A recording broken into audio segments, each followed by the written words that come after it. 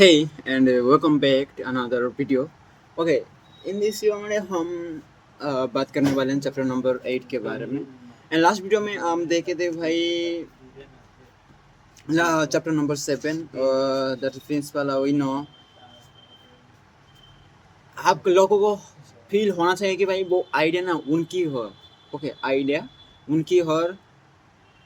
Okay, let the person feel that the idea is her okay or his.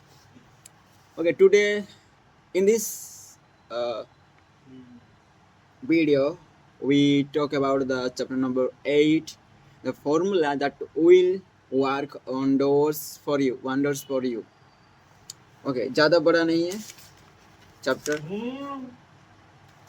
3 page ही है. Okay, let's start.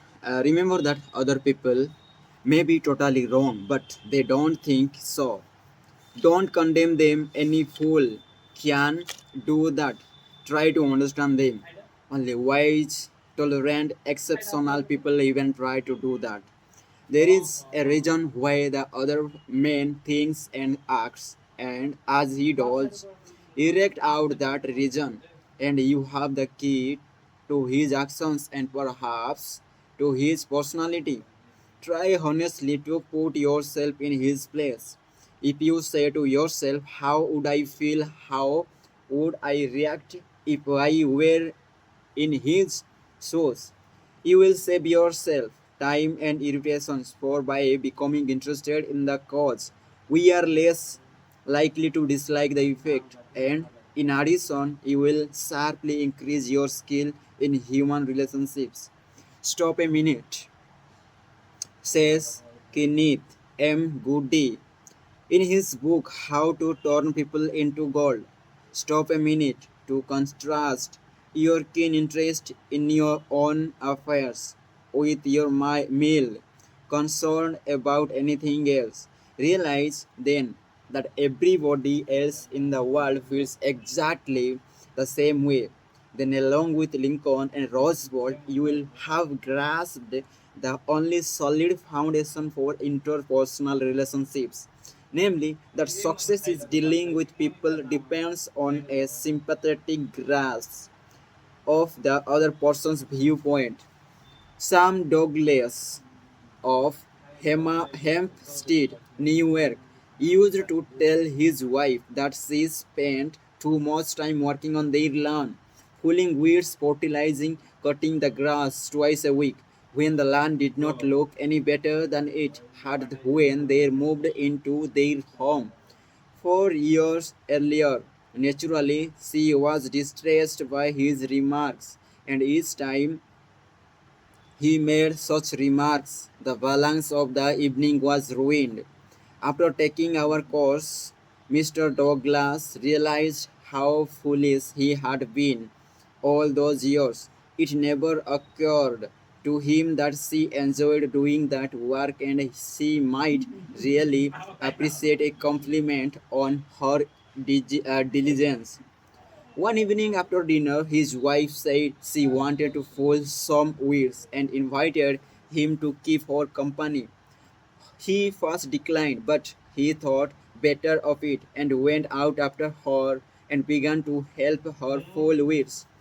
She was visibly pleased, and together they spent an hour in hard work and pleasant conversation. After that, he often helped her with the gardening and complimented her on how fine the lawn looked. What a fantastic job she was doing with a yard where the soil was like concrete. Result: a happier life for both because he had learned to look at things from her point of view, even if the subject was only weeds. In his book Getting Through a People, Dr. Gerald S. Nirenberg commented, cooperativeness in conversation is achieved when you show that you consider the other person's ideas and feelings as important as your own. Starting your conversation by giving the other person the purpose and direction of your conversation, governing governing what you say by what you would want to hear if you were the listener, and accepting his or her viewpoint will encourage the listener to have an open mind to your ideas. I have always enjoyed walking and riding in a park near my home, like the druids of ancient Gaul. I all but worship an oak tree, so I was distressed season after season to see the young trees and shrubs killed off by needless fires. These fires weren't caused by careless smokers. They were almost all caused by youngsters who went out to the park to go native and cook a frankfurter or an egg under the trees. Sometimes these fires raged so fiercely that the fire department had to be called out to fight the conflagration. There was a sign on the edge of the park saying that anyone who started a fire was liable to fine and imprisonment. But the sign stood in an unfrequented part of the park, and few of the culprits ever saw it. A mounted policeman was supposed to look after the park, but he did not take his duties too seriously, and the fires continued to spread season after season. On one occasion, I roused On one occasion, I rushed to a policeman and told him about a fire spreading rapidly through the park and wanted him to notify the fire department. And he nonchalantly replied that it was none of his business because it was in his precinct. I was desperate, so after I that when I went riding, I acted as a self appointed committee of one to protect the public domain. In the beginning, I am afraid I don't even attempt to see the other people's point of view. When I saw a fire blazing under the tree, I was so unhappy about it, so eager to do the right thing that I did the wrong thing. I would ride off to the boys, warn them that they could be jailed for starting a fire, order with a tone of authority that it be put out, and if they refused, I would threaten to have them arrested. I was merely unloading my feelings without thinking of their point of view. The result, they obeyed solemnly, and with resentment after I rode on over the hill. They probably revealed the fire and lodged to burn off the whole park. With the passing of the year, I acquired a trifle more knowledge of human relations, a little more tact, a somewhat greater tendency to see things from other person's standpoint. Then, instead of giving orders, I would ride off a blazing fire and begin something like this. Having a good time, boys. What are you going to cook for supper? I loved to build fires myself when I was a boy, and I still love to. But they are very dangerous here in the park. I know you boys don't mean to do any harm, but other boys aren't so careful. They come along and see that you have built a fire, so they build one and don't put it out when they go home, and it spreads among the dry leaves and kills the trees. We won't have any trees here at all if we aren't more careful. You could be put in jail for building this fire. But I don't want to be bossy or interfere with your pleasure. I like to see you enjoy yourself, but won't you please rake all the leaves away from the fire right now? And you will be careful to cover it with dirt, a lot of that before you leave, won't you? And the next time you want to have some fun, won't you please build your fire over the hill there in the standpoint? It can't do any harm there. Thanks to us so much. Boys, have a good time.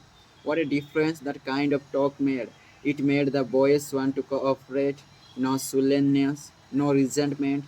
They hadn't been forced to obey orders. They had saved their faces. They felt better, and I feel better because I had handled the situation with consideration for their point of view. Seeing things through another person's eyes may ease tensions when personal problems are become overwhelming. Elizabeth Novak of New South Wales, Australia, was 6 weeks late with her car payment. On a Friday, she reported, I received a nasty phone call from the man who was handling my account informing me if I did not come up with $122 by Monday morning, I could anticipate further action from the company. I had no way of raising the money over the weekend. So when I received his phone call first thing on Monday morning, I expected the worst. Instead of becoming upset, I looked at the situation from his point of view. I apologized most sincerely for causing him so much inconvenience and remarked that I must be his most troublesome customer, as this was not the first time I was behind in my payments. His tone of voice changed immediately, and he reassured me that I was far from being one of his really troublesome customers. He went to tell me several examples of how rude his customers sometimes were, how they lied to him and often tried to avoid talking to him at all. I said nothing. I listened and let him pour out his troubles to me. Then, without any suggestion from me, he said it did not matter if I couldn't pay all the money immediately. It would be alright if I paid him $20 by the end of the month and made off the balance whenever it was convenient for me to do so. Tomorrow, before asking anyone to put out a fire or buy your product or contribute to your favorite charity, why not pause and close your eyes and try to think the whole thing through from another person's point of view? Ask yourself, why should he or she want to do it? True, this will take time, but it will avoid making enemies and will get better results. And with less friction and less sue leather. I would rather walk the sidewalk in front of the person's office for 2 hours before an interview, said Dean Dunham of the Harvard Business School, than step into that office without a perfectly clear idea of what I was going to say and what the person, from my knowledge of his or her interest and motives, was likely to answer. That is so important that I am going to repeat it in italics for the sake of emphasis. I'd rather walk the sidewalk in front of a person's office for 2 hours before an interview than step into that office without a perfectly clear idea of what I was going to say and what that person, from my knowledge of his or her interest and motives, I was likely to answer. If, as a result of reading this book, you get only one thing, an increased tendency to think always in terms of other person's point of view and see things from that person's angles as well as your own. If you get only that one thing from this book, it may easily prove to be one of the stepping stones of your career. Okay, in this chapter what we have know okay हम यहाँ पर क्या सीखने को मिला we learn from this chapter that is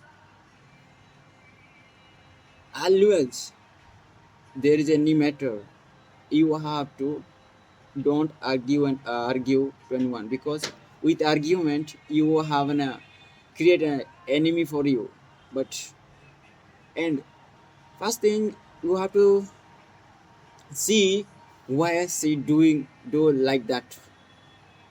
You have to see her point of view, her or his point of view, and also your point of view, and act upon like her point of view, like you support and you are with her or him or them.